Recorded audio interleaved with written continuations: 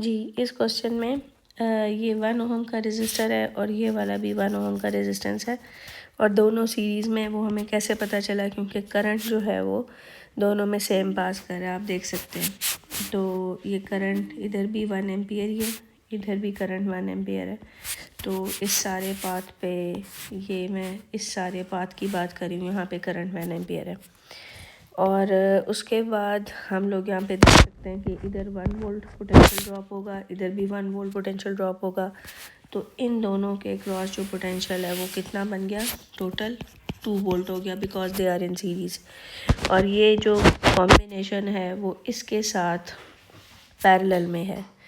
ये आप यहाँ से देख सकते हैं कि क्यों पैरेलल में है, क्योंकि यहाँ पे कनेक्शन आपको नज़र आ रहा होगा कि ये दोनों पैरेलल में बन रहे हैं। तो इसका मतलब अगर इधर 2 वोल्ट, इधर भी 2 वोल्ट का पोटेंशियल है, किसकी बात हो रही है मैं इसको हाईलाइट कर दूं कि ये वाला इधर पोटेंशियल अगर 2 वोल्ट है तो यहाँ पे जो करंट होगा वो कितना बनेगा? इस जगह पे करंट बनेगा 2 एम्पियर, V = IR से। तो इधर 2 एम्पियर करंट है, तो यहाँ पे जो 1 ओहम रेजिस्टर है, इधर कितना करंट बनेगा? 3 एम्पियर बनेगा, क्योंकि आगे आप देख सकते हैं, ये आप देखें जी कि ये वाला जो करंट है आगे 2 हिस्सों में डिवाइड हो रहा है। 1 एम्पियर जो है वो इस तरफ जा रहा है और 2 एम्पियर जो है वो नीचे की तरफ जा रहा है। तो इधर 3 एम्पियर करंट हो गया। तो अगर आप V = IR लगाएं तो यहाँ पे 3 वोल्ट्स का पोटेंशियल बनेगा। अब सिचुएशन ये है कि आपकी जो ये वाला जो ये जो सारी चीज़ है, ये और ये सारी चीज़, ये आपस में सीरीज़ में बन रहे हैं।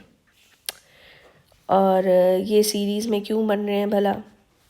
ये इसलिए सीरीज़ में बन रहे हैं क्योंकि देखें 3 एम्पियर करंट जो इधर 1 ओहम से, इस वाले 1 ओहम से गुज़र रहा है, वो वही 3 एम्पियर करंट इस पूरे कॉम्बिनेशन में भी है। इस वाले पूरे कॉम्बिनेशन में भी 3 एम्पियर है।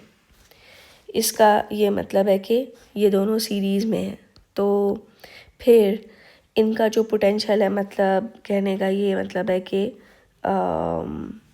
मैं यहाँ से इसको अरेज कर दूँ, ठीक है।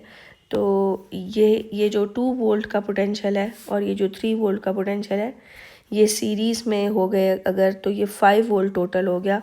और ये दोनों इसके सामने, इस वाले रेजिस्टर के सामने पैरेलल में है। देख रहे हैं आप ये कनेक्शन? तो इसका ये मतलब हुआ कि मैं आपको बताऊं किस तरह से कि ये जो सारी चीज़ है, ये सारा इसके साथ पैरेलल में। तो यहाँ पे टोटल 5 वोल्ट्स था, आपने देखा था, ठीक है। ये देखें, ये 3 वोल्ट था और ये वाला 2 वोल्ट था। तो ये मिलके 5 वोल्ट इसके क्रॉस होगा, क्योंकि वो उसके पैरेलल में लगे हुआ है सब कुछ। तो 2 और 3 मिलके 5 वोल्ट हो गया। इसका मतलब है कि यहाँ पे करंट 5 एम्पियर होगा। अब हमें फिर से पाथ देखना है, तो मैं पिछला वाला पाथ अरेज कर देती हूँ, ठीक है जी। पिछला वाला अरेज कर देती हूँ ताकि आपके सामने ज़रा सिंपल चीज़ रहे। तो आप देख रहे हैं आसानी से कि यहाँ पे अगर 3 एम्पियर जा रहा है और इस साइड पे 5 एम्पियर जा रहा है, तो इधर से करंट कितना आ रहा होगा? 8 एम्पियर्स आ रहा होगा। और अगर इधर 8 एम्पियर्स है तो यहाँ पे 8 वोल्ट ड्रॉप हो रहा होगा।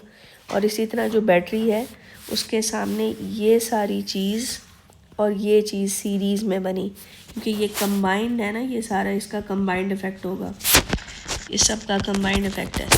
और वो कितने पोटेंशियल है? 5 वोल्ट, क्योंकि देखें ये 5 वोल्ट के आगे ये सारा कुछ जो था वो उसमें पैरेलल में था। तो अगर इधर 5 वोल्ट है तो ज़ाहिर है पिछला सारा भी 5 वोल्ट में होगा। तो 5 और 8 मिलके टोटल आपकी बैटरी का EMF 13 वोल्ट बना।